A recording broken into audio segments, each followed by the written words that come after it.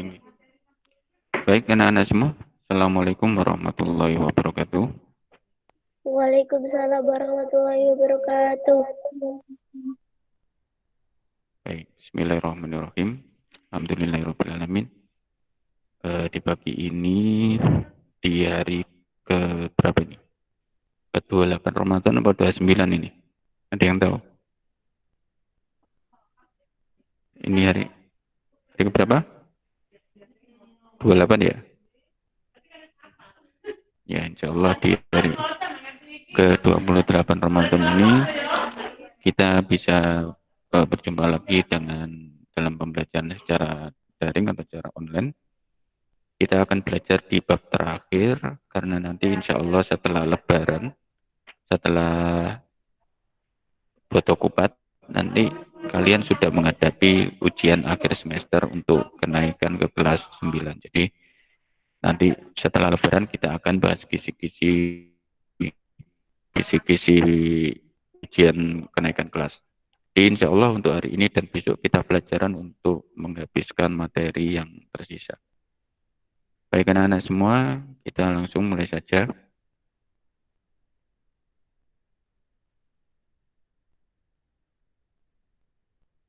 Ini akan saya tunjukkan rundown materi atau materi pada bab terakhir ini.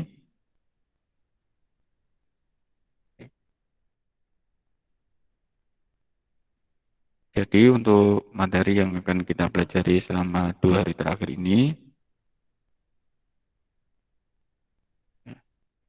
yang jadi materi kita adalah tentang cahaya, cahaya dan optik. Nah, kita akan bagi yang pertama nanti yang kita pelajari adalah cahaya sendiri, kemudian nanti ya, setelah apa itu cahaya nanti kita akan bahas salah satu sifat cahaya adalah bisa dipantulkan, pemantulan. Nah, pemantulan ini nanti terbagi ada cermin datar, ada cermin cekung, dan juga ada cermin cembung. Kemudian yang ketiga, nanti ada pemantulan, bukan pemantulan, pembiasan. Sama ini pembiasan pada lensa cekung dan lensa cembung. Kemudian keempat nanti kita akan belajar tentang mata. Dan yang kelima adalah alat optik lain. Nah, untuk hari ini, bentar saya cek apakah ada yang masuk lagi. Julita, oke. Okay. Baik, untuk hari ini kita akan bahas ini. Yang poin ke-1, kedua, ini untuk hari ini. Jadi kita akan membahas tentang cahaya dan pemantulan. Nah, sekarang kita mulai. Kalian lihat di buku kalian. Nah, ini adalah buku kalian. Masuk di 11 yaitu tentang cahaya dan alat optik. Jadi, kalau kita nah, ada cahaya, kalian sudah tahu cahaya, alat optik. Nah, alat optik itu adalah alat yang cara kerjanya atau penggunaannya memanfaatkan sifat-sifat cahaya, baik itu pembiasan maupun pemantulan. Nah, jadi biasanya alat optik itu alat yang berhubungan dengan ada cerminnya atau ada lensanya. Kita mulai.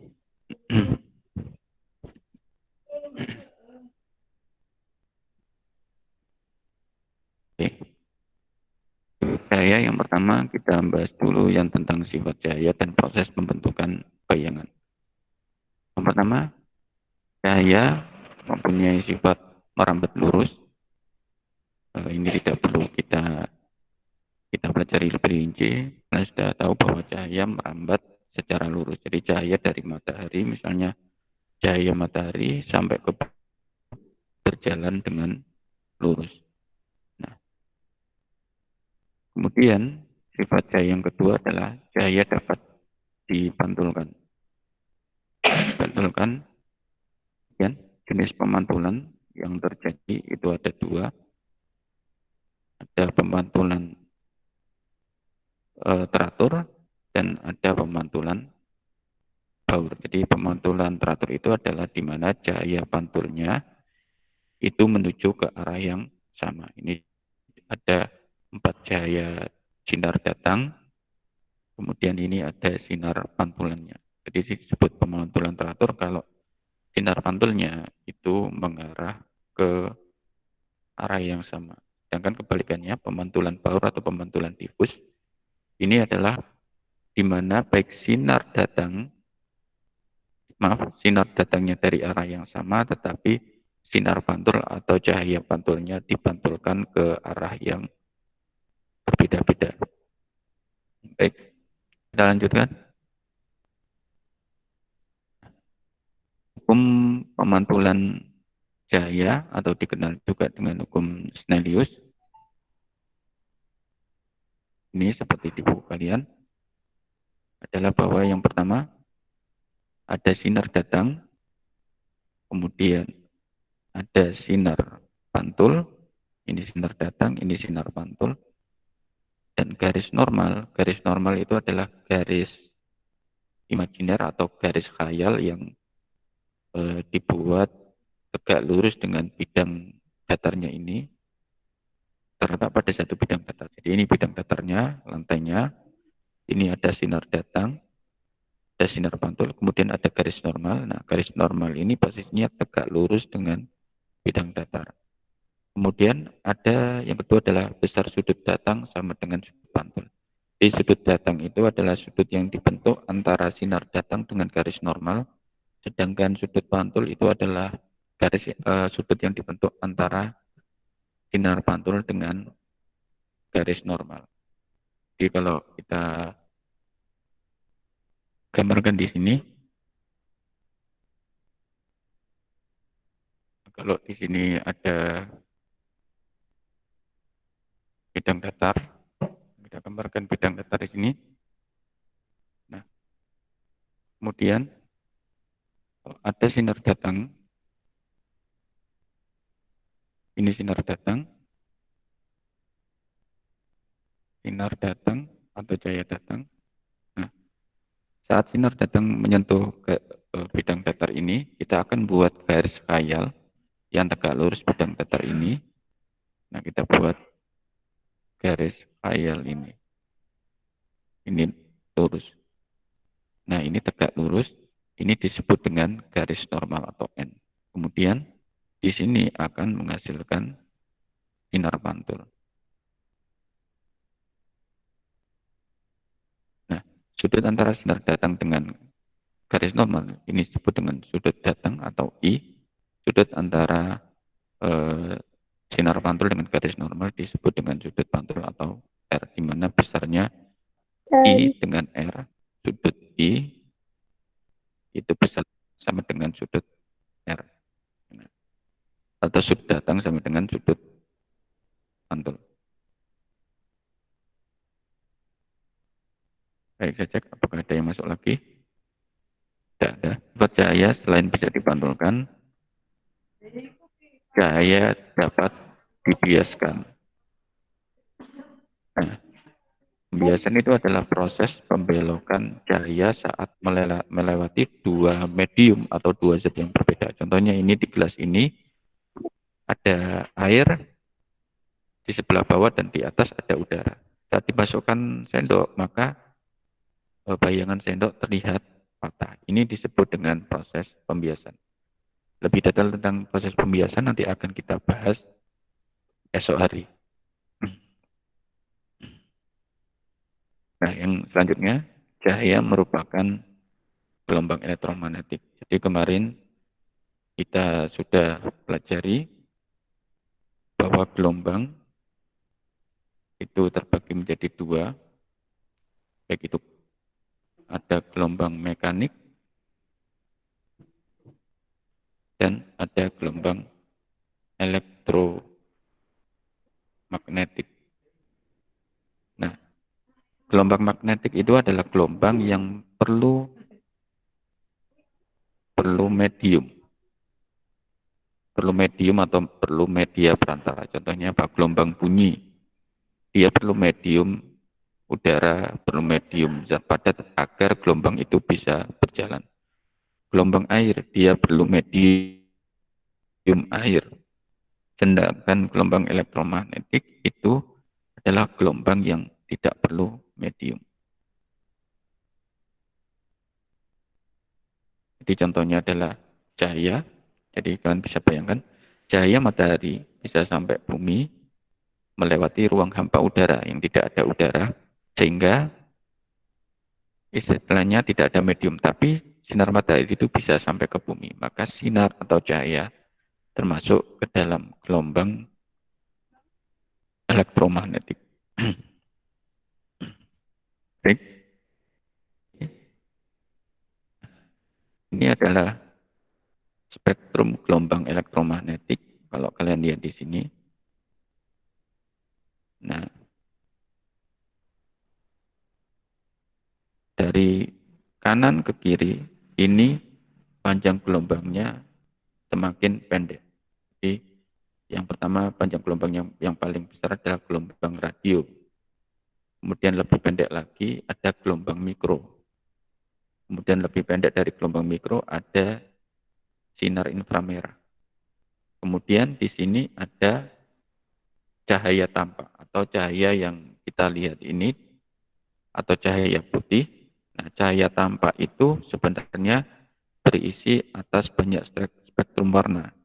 Yang dulu kalau kalian di SD kalian pernah mendengar istilah Mejiku Hibiniu, merah, jingga, kuning, ungu, biru, nila, dan ungu. Nah, jadi cahaya putih itu terbentuk dari kumpulan spektrum cahaya Mejiku Hibiniu ini tadi. Nah, cahaya merah itu adalah yang memiliki panjang gelombang paling besar di antara cahaya tampak, sedangkan cahaya ungu memiliki panjang gelombang yang paling kecil. Nah, panjang gelombang berbanding terbalik dengan frekuensi. Kalau panjang gelombangnya besar, maka frekuensinya kecil. Kalau panjang gelombangnya pendek, maka frekuensinya besar. Jadi, cahaya merah mempunyai panjang gelombang paling besar, maka dia frekuensinya paling kecil. Sedangkan cahaya ungu mempunyai panjang gelombang paling pendek, maka dia memiliki frekuensi yang paling besar di antara kumpulan cahaya tampak ini. Nah, frekuensi itu nanti yang mempengaruhi energi suatu gelombang. Kalau dia punya frekuensi tinggi, maka energinya juga besar. Kalau dia punya frekuensi rendah, maka energinya juga kecil. Jadi ini yang tentang hubungan antara frekuensi dan panjang gelombang. Atau kalau kita ini, saya akan tulis di sini, panjang gelombang atau lambda itu hubungannya adalah berbanding terbalik dengan frekuensi. Nah, frekuensi ini hubungannya sama energi. Jadi, kalau panjang gelombangnya tinggi, frekuensinya mesti kecil. Tapi kalau panjang gelombangnya kecil, frekuensinya mesti besar. Baik anak-anak semua, terus kita lanjutkan. Kita masuk bagaimana bayangan itu bisa terbentuk. Jadi, kalau kalian berkaca pada cermin, maka bayangan kalian akan tampak pada cermin. Bagaimana bayangan kita itu bisa tampak pada cermin? Nah, itu yang akan kita pelajari. Nah, Ini adalah pembentukan bayangan pada cermin datar. Jadi cermin datar itu cermin yang datar yang biasa kita gunakan untuk berkaca. Kalian lihat, ini adalah bendanya. Nah, ini adalah bayangan yang terbentuk. Jarak benda sampai ke cermin disebut dengan jarak benda. Jarak bayangan sampai ke cermin disebut dengan jarak bayangan. Pada pemantulan cermin datar, jarak benda dengan jarak bayangan itu besarnya sama. Jadi kalau jarak bendanya dari cermin misalnya adalah 1 meter, maka jarak bayangan ke cerminnya juga 1 meter. Jadi yang pertama, ciri pemantulan pada cermin datar, jarak benda sama dengan jarak bayangan. Kemudian, sebentar. Nah, kemudian tinggi benda dengan tinggi bayangannya sama.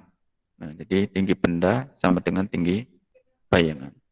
Nah, jadi yang membedakan hanya pada cermin datar adalah orientasi arah. Jadi kalau kalian berkaca pada cermin, tangan kanan maka akan tampak menjadi tangan kiri pada bayangan cermin. Dan sebaliknya tangan kiri akan tampak menjadi tangan kanan pada bayangan cermin. Dan bayangannya bersifat maya. Nah, jadi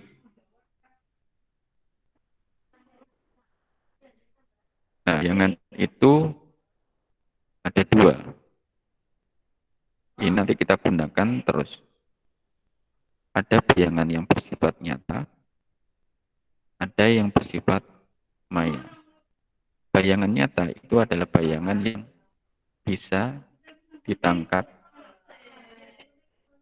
layar.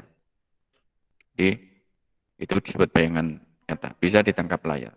Yang kedua, bayangan maya itu bayangan yang tidak bisa ditangkap layar.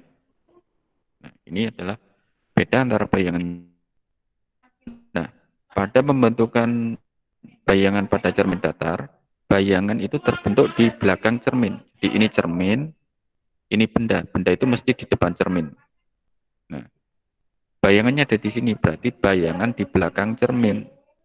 Nah, sifat ini disebut eh, bayangan maya. Nah, kalau kita buat sebuah ringkasan,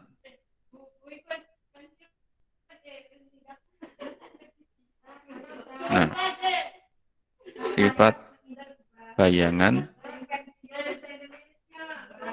cermin, ini baik cermin datar, kemudian baik cermin cekung atau cermin cembung. Nah, kalau bayangan di depan cermin, maka dia menjadi bayangan nyata. Ingat ya anak-anak semua, kalau bayangannya terbentuk di depan cermin, baik cermin datar, cekung, atau cembung, maka dia menjadi bayangan nyata. Tapi kalau bayangan di belakang cermin, maka dia menjadi bayangan maya. Jadi tadi kita ulangi, benda itu di depan cermin. Nah, kalau si bayangan itu juga sama-sama posisinya ada di depan cermin juga, maka dia menjadi bayangan nyata. Tapi kalau bayangan ada di belakang cermin, ini kita bahas semua cermin ya, datar, cekung, cembung, maka dia menjadi bayangan maya. Baik, ini adalah sifat bayangan pada cermin datar. Jadi, bayangan pada cermin datar bersifat maya, karena dia terbentuk di belakang cermin. Selanjutnya, kita akan bahas pembentukan bayangan pada cermin cekung. Untuk lebih jelasnya, saya akan tunjukkan ini. sebelumnya itu kita lihat ini dulu. Nah, cermin cekung seperti ini. Kemudian pada cermin cekung, jember cekung ini kalau kita teruskan sebenarnya akan menjadi lingkaran atau bola. Ya, jadi ya ini menjadi bola kalau kita teruskan. Nah, yang namanya bola atau lingkaran mesti punya jari-jari. Nah, jari-jari ini di titik M ini adalah panjang jari-jari cermin cekung. Begitu juga nanti di cermin cembung. Jari-jari itu kalau kita bagi dua, dia menjadi titik fokus cermin atau titik api. Di bagian-bagian cermin cekung,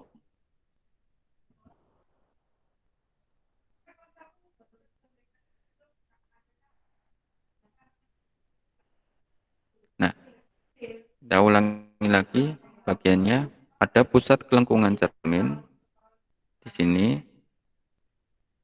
Kemudian ini pusat cermin ini. Jadi titik yang jaraknya ke cermin itu sebesar jari-jari tadi. Ada vertex yaitu di sini dan titik api atau fokus. Nah, besarnya titik fokus itu setengahnya pusat kelengkungan cermin atau jari-jari cermin ini tadi. Di sini kan 2F sama dengan R atau R itu atau F itu setengahnya jari-jari R ini tadi. Oke. Cermin cekung kalau kita membuat menggambar bayangan pada cermin cekung, maka kita butuh minimal 2 sinar istimewa. Di cermin cekung ada 3 sinar istimewa. Yang pertama ini, kalau sinar datang sejajar sumbu utama, ini jadi cermin, sumbu utama, fokus, terus ini pusat kelengkungan. Kalau sinar datang sejajar sumbu utama, maka sinar pantul dipantulkan melalui titik fokus ini. Ini ciri yang pertama. Ingat, kita ulangi lagi, sinar istimewa pada cermin cekung yang pertama. Kalau sinar datang sejajar sumbu utama, maka sinar pantul dipantulkan melalui titik fokus. Seperti ini. Yang kedua, kalau sinar datang melalui titik fokus, seperti ini, maka sinar pantul pantulkan sejajar sumbu utama. Nah, kemudian sinar datang melalui pusat kelengkungan cermin ini dan dipantulkan kembali ke pusat kelengkungan. Jadi, kembali lagi ke posisi semula. Ini adalah sinar istimewa pada cermin cekung. Nah, cermin cembung, maaf, cermin cekung. Nah, ini saya perlihatkan.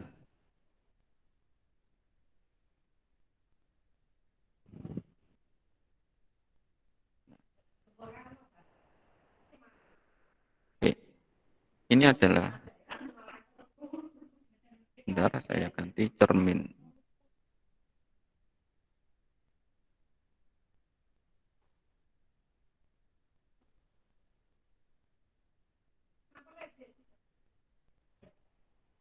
Nah, ini adalah cermin cekung.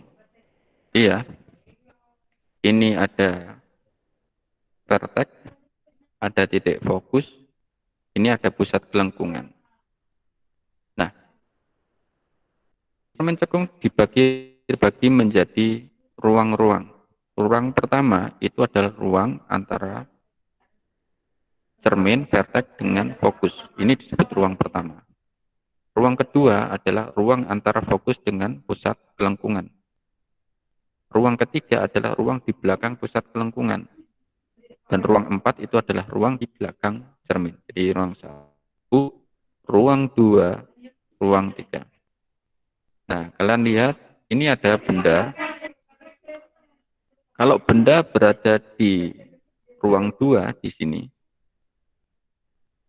maka bayangannya akan terjadi di sini.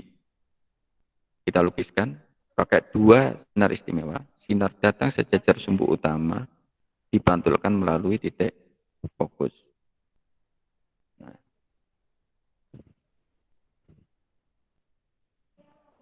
dan ini yang sinar kedua.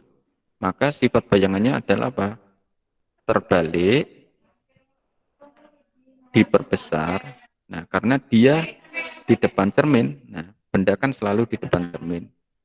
Bayangan juga terjadi di sini, maka dia bayangannya bersifat nyata. Berarti sifat bayangannya kalau kita lihat nyata, terbalik, diperbesar. Kalau benda ini kita ajukan sampai ke depan fokus. Nah, kita lihat bayangannya malah terjadi di sini. Maka bayangannya menjadi sekarang bersifat maya. Nah, kalau benda ini kita undur ke sampai sini di belakang pusat kelengkungan, maka bayangannya menjadi nyata, terbalik, diperkecil. Jadi kalau bayangan terjadi di daerah ini atau di depan cermin, dia menjadi bayangan nyata. Kalau di belakang cermin menjadi bayangan maya. Baik, anak-anak, ada pertanyaan? Ada pertanyaan? Ini ada pertanyaan, Din? Yang lain ada pertanyaan? Baik, kita lanjutkan sedikit saja sampai ke cermin cembung.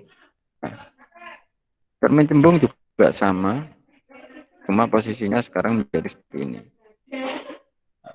Ini benda, maaf ini masih cermin cembung.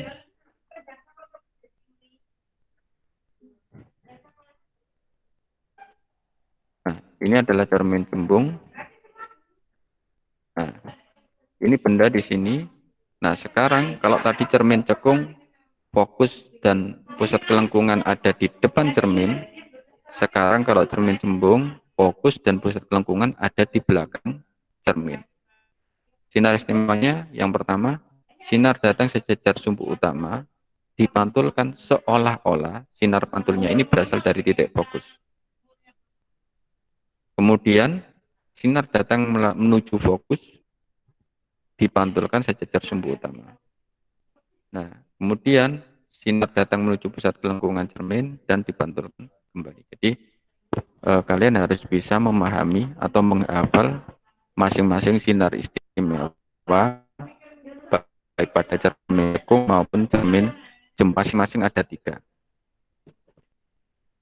Itu silakan kalian baca sendiri. Nah, kita lihat sekarang kalau dia cermin cembung. Nah, sama, ini ruang 1 antara O dengan F, kemudian ini ruang 2 antara fokus dengan pusat kelengkungan, ruang yang ada di sini di belakang pusat kelengkungan, dan ruang 4 ada di belakang cermin. Kita lihat kalau benda ada di antara fokus dan pusat kelengkungan, ini sinar istimewanya. Jadi untuk menggambar bayangan itu minimal pakai 2, tapi 3-tiganya dipakai juga boleh. Nah, bayangan terjadi di sini. Dari bentuknya, kita tahu bahwa sekarang sifat bayangannya diperkecil, tegak, dan karena dia di belakang cermin, dia menjadi maya. Kalau benda ini kita letakkan di depan fokus, nah, bayangannya bagaimana? Tetap diperkecil, tegak, dan karena masih berada di belakang cermin, dia menjadi bayangan maya. Kalau kita tarik mundur sampai di belakang pusat kelengkungan, nah, bayangannya juga masih di sini, diperkecil, tegak, dan maya. Baik anak-anakku semua, sampai di sini apakah ada pertanyaan mengenai, jadi kita sudah membahas tentang pemantulan pada cermin datar, cermin cekung, dan cermin cembung. Tentu penjelasan saya tidak detail, jadi nanti harus kalian barengi dengan membaca buku supaya bisa untuk memahami itu semua. Jadi materi ini memang agak sulit, jadi kalau tidak dibaca terlebih dahulu akan kurang memahami. Apakah ada pertanyaan anak-anak semua sampai di sini? Apakah ada pertanyaan? Silakan.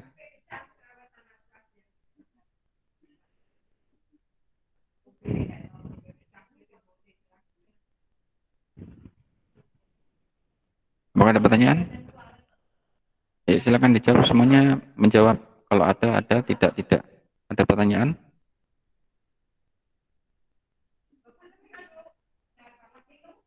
Halo? Ada pertanyaan enggak?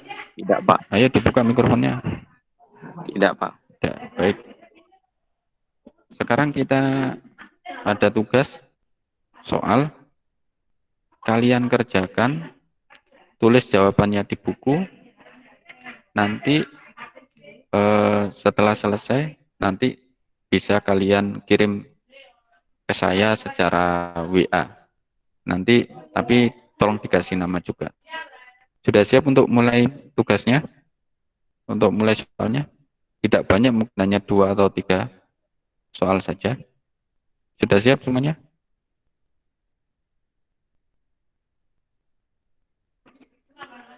Sudah siap semuanya? Tolong semuanya berkomentar di kolom chat. Jadi kalau semua sudah siap, kita akan mulai bersama-sama.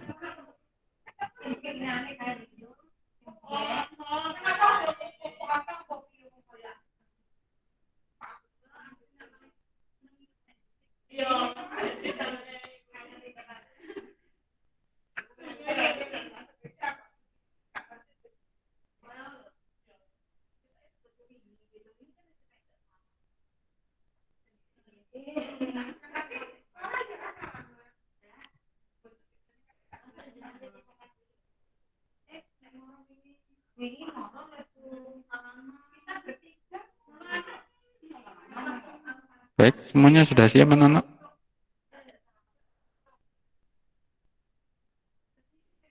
Baik, kalau sudah siap, ini ada 2 soal saja dari simulasi tadi. Tolong saya baik, nanti akan kita bahas langsung di sini. Jadi setelah soalnya saya tampakkan, maka kemudian kalian jawab, diketik di WA, kirim ke saya, nanti kemudian kita kita cocokkan bersama-sama. Jadi hanya 2 soal saja. Baik, kita mulai soal yang pertama.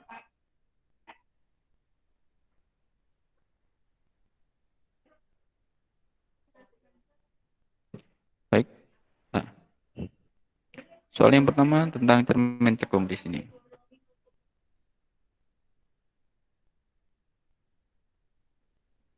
Oke. Fokusnya akan saya perbesar. Baik. Pertanyaannya silakan dijawab. Apabila benda diletakkan di depan cermin, cermin cekung ini maksudnya ya, bukan cermin cembung. Apabila benda diletakkan di depan cermin cekung di posisi ruang 2 antara F dan M, di manakah posisi bayangannya? A. Apakah antara O dan F?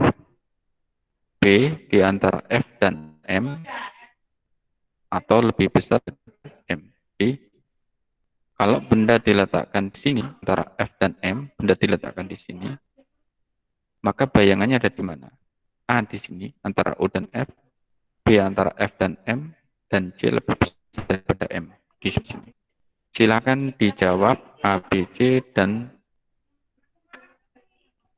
berikan alasanmu.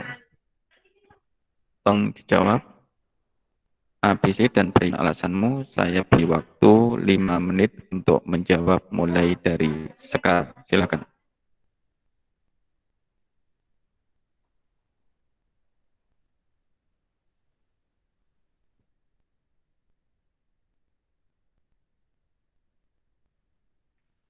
Silakan dijawab dan langsung kirim WA ke saya.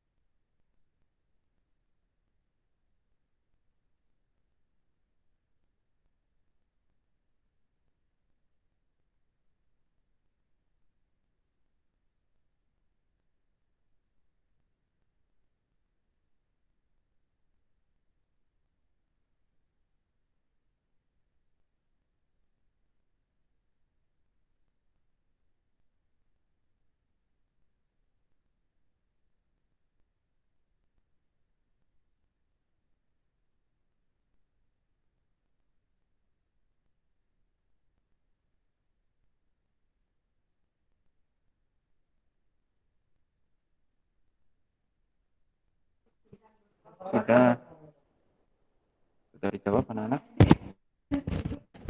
Sudah dijawab anak-anak semua? Bisa lihat apakah ada yang sudah SMS? Kirim WA maksud saya.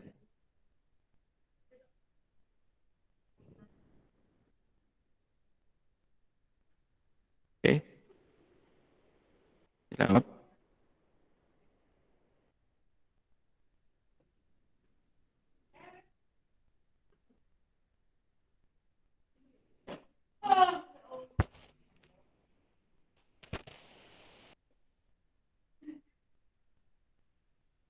Sekarang kita lanjutkan soal yang kedua. Baik, perhatikan ya soal yang kedua. Di soal yang kedua sekarang. Cermin cembung.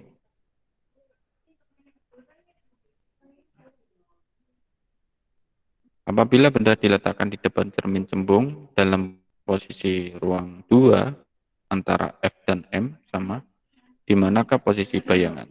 A di antara O dan F, kemudian apa antara F dan M, yang B dan C daripada M di sini.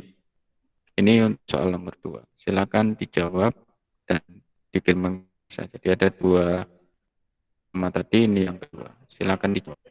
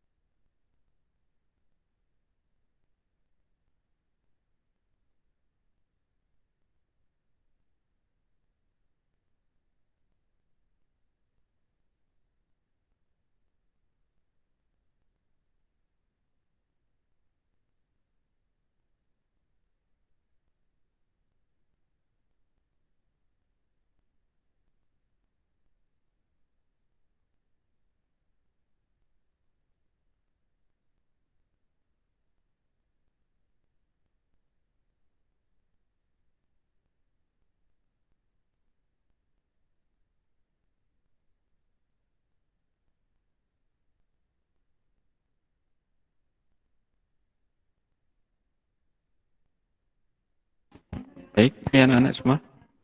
Jadi sekarang kita bahas jawabannya. Yang tadi soal yang pertama, kalau benda diletakkan di ruang 2 cermin cekung, maka jawabannya ada di A, di antara O dan F.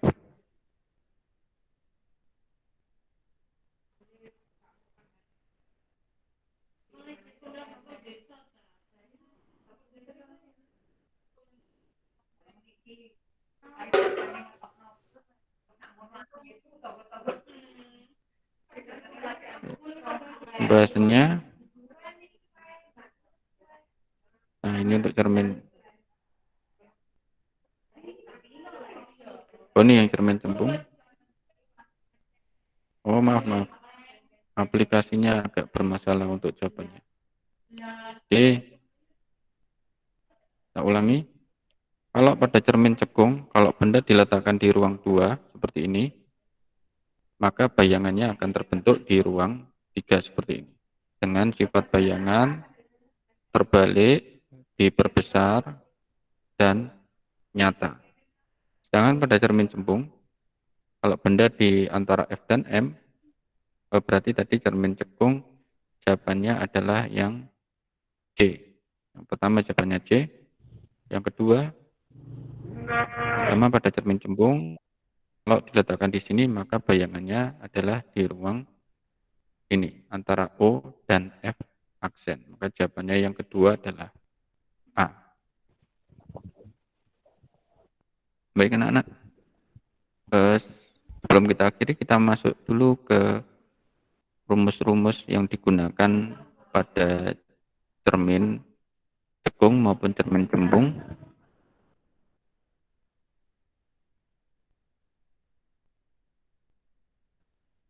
Ini akan saya share screen.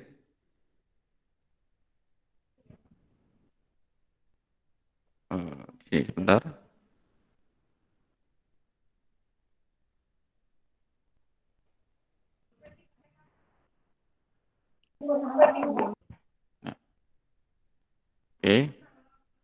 ini adalah beberapa persamaan yang akan kita gunakan pada cermin dan lensa. Persamaan pada cermin atau lensa. Yang pertama adalah persamaan ini.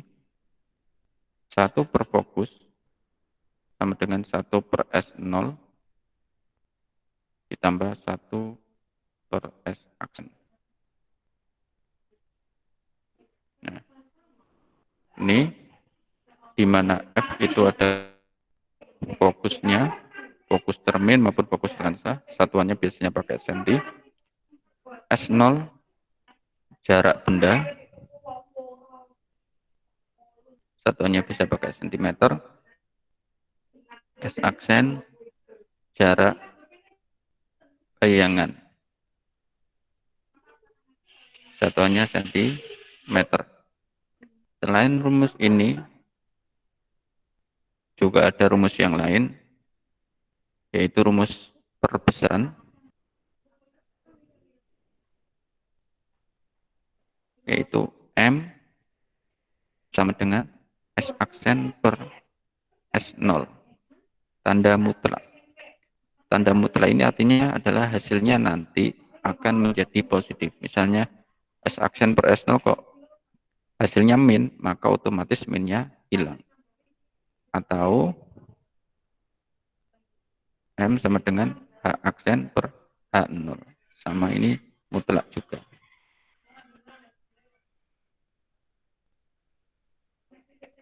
Nah, di mana H0 itu adalah tinggi benda,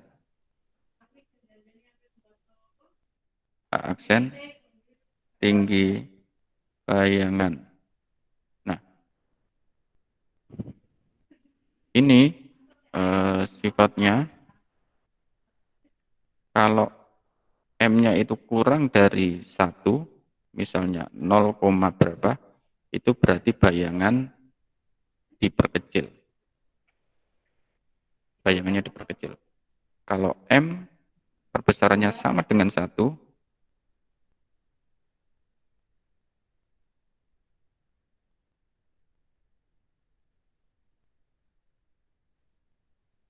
kalau M sama dengan 1, maka bayangannya sama dengan benda. Kalau M lebih besar dari 1, maka ini dia diperbesar. Jadi ini patokannya. Kalau M lebih besar dari 1, ya berarti bayangannya diperkecil. Kalau sama dengan 1, maka tinggi bayangan dengan tinggi benda sama. Kemudian, nah, sifat yang kedua ini, nah, nilai fokus bernilai positif itu pada cermin cekung. Jadi kalau cermin cekung nilai fokusnya positif. Fokus bernilai negatif itu pada cermin cembung.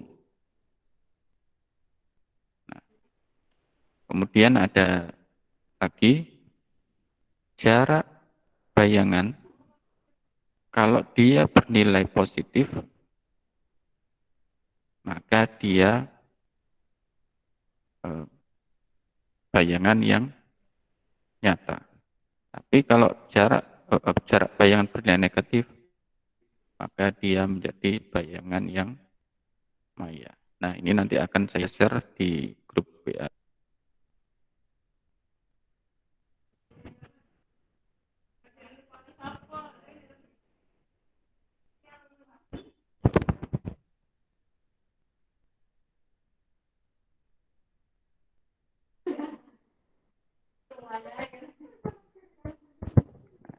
Jadi persamaan ini adalah persamaan yang umum yang akan kita gunakan pada cermin atau lensa. Ini kita bahas cermin dulu. Jadi yang persamaan pertama 1 per F sama dengan 1 per S0 tambah 1 per S aksen. Kalau mencari perbesaran, S aksen per S0 ditanda mutlak. Kalau cermin cekung, fokusnya itu selalu positif, kalau cermin cembung fokusnya negatif. Nah, kalau jarak benda bernilai positif, maka dia bersifat bayangan nyata. Kalau dia bernilai negatif, maka dia bersifat maya. Oke.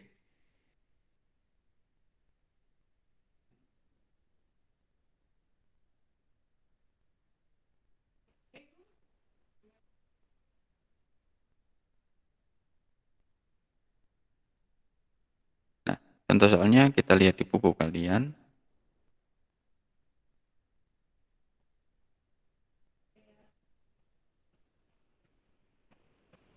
Di buku kalian halaman 189 misalnya, sebuah cermin cembung memiliki jari-jari kelengkungan 30 cm. Jika benda diletakkan pada jarak 10 cm di depan cermin, tentukan jarak bayangan dan sifat shiftnya. Nah, oke, kita kerjakan soal ini.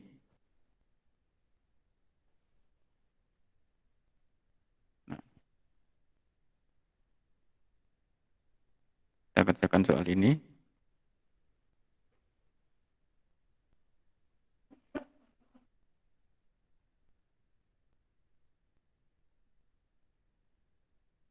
Oke, kita kerjakan soal tersebut.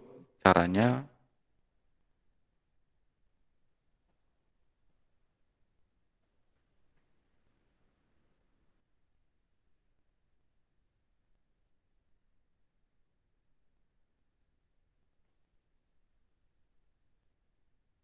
nah, oke, ini soalnya. Sebuah cermin cembung memiliki jari-jari kelengkungan 30 cm. Oke, kita tulis. Ini, kita cek di sini.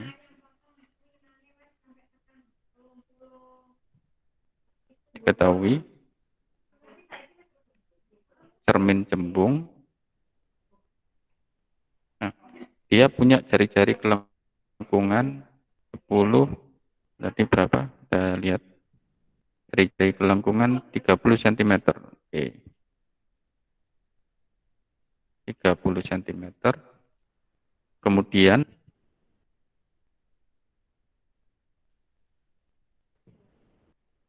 jarak bendanya 10 cm. Jarak bendanya S0-nya 10 cm. Ditanya jarak bayangan dan sifat bayangan. Kita jawab. Nah, ingat, karena dia cermin cembung, maka fokusnya bernilai negatif.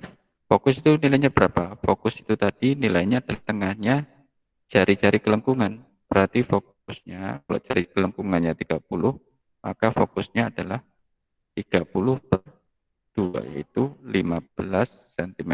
Karena dia cermin cembung, maka harus ditambahi min 15 cm. Ya. Jadi fokusnya adalah minus 15 cm. Pertanyaan yang kedua tadi, jarak bayangannya. Maka kita rumus yang atas. Yang atas itu kita tuliskan. Kita seper F sama dengan seper S0 ditambah per S aksen.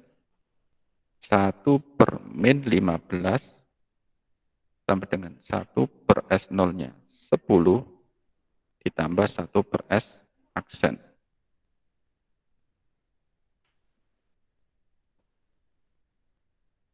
Nah, 1 per min 15 sama dengan 1 per 10 tambah 1 per S aksen. Nah, sekarang 1 per 10 ini kita pindah ke sana, maka nilainya menjadi min. Maka di sini menjadi min 1 per 15, ini pindah ke sini jadi min 10 sama dengan 1 per S aksen. 15 dengan 10 menjadi 30. Ini menjadi min 2. Ini menjadi min 3 sama dengan 1 per S aksen. Min 2 dikurangi 3 menjadi min 5 per 30 sama dengan 1 per S aksen. Sekarang kita balik. Kita butuhnya S aksen bukan 1 per S aksen. Maka untuk mengubahnya kita balik posisinya. S aksen per 1, maka di sini harus dibalik menjadi 30 per min 5. Sehingga 30 dibagi min 5, min 6. S aksen. Jadi S aksennya sama dengan min 6 cm. Nah, apa artinya min 6 cm? Kalau min tadi, maka dia adalah bayangan maya. Bayangan yang berada di belakang termin. Jadi maya. Kalau kita mau cari perbesarannya, M sama dengan S aksen per S0, maka S aksennya min 6 per S0-nya 10. 6 dibagi 10, 0,6. Nah, yang dari 1, 0,6 dia diperkecil. Jawaban ini akan sama dengan jawaban pada buku kalian.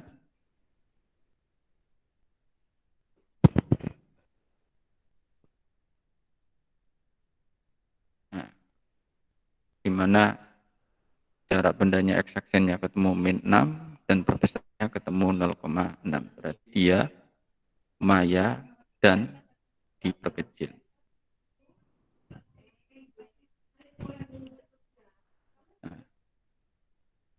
Dia bersifat maya dan diperkecil. Baik anak-anak semua, sampai di sini, apakah ada yang ditanyakan? Apakah ada yang ditanyakan? Anak-anak semua?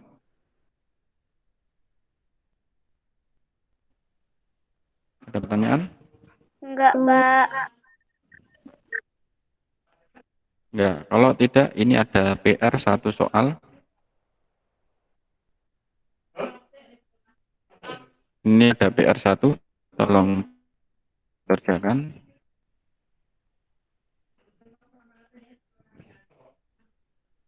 Saya carikan soal dulu di sini.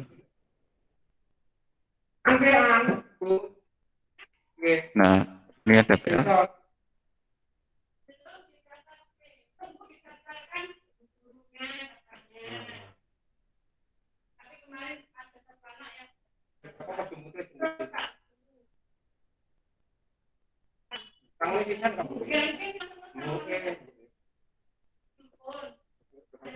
Nah, oke, untuk PR-nya nanti akan saya susulkan kemudian, atau kalau tidak kita gabungkan esok hari. Baik, anak-anakku, mungkin itu saja untuk pertemuan kita kali ini. Nanti kita lanjutkan, besok kita lanjutkan untuk pertemuan selanjutnya. Sekarang mari kita tutup pelajaran bersama-sama. Tolong mikrofon dan juga kameranya diaktifkan semua. Kita tutup pelajaran. Baik, mari kita tutup pelajaran kita kali ini dengan membaca alhamdulillah bersama-sama. Alhamdulillahirabbil alamin. Baik. Jangan lupa bukunya dibaca nanti supaya nanti kalian bisa mendengar feedback. Terima kasih, saya akhiri. Tetap jaga kesehatan dan semoga nanti di semester depan kita sudah seperti sedia. Terima kasih, saya akhiri. Assalamualaikum warahmatullahi wabarakatuh.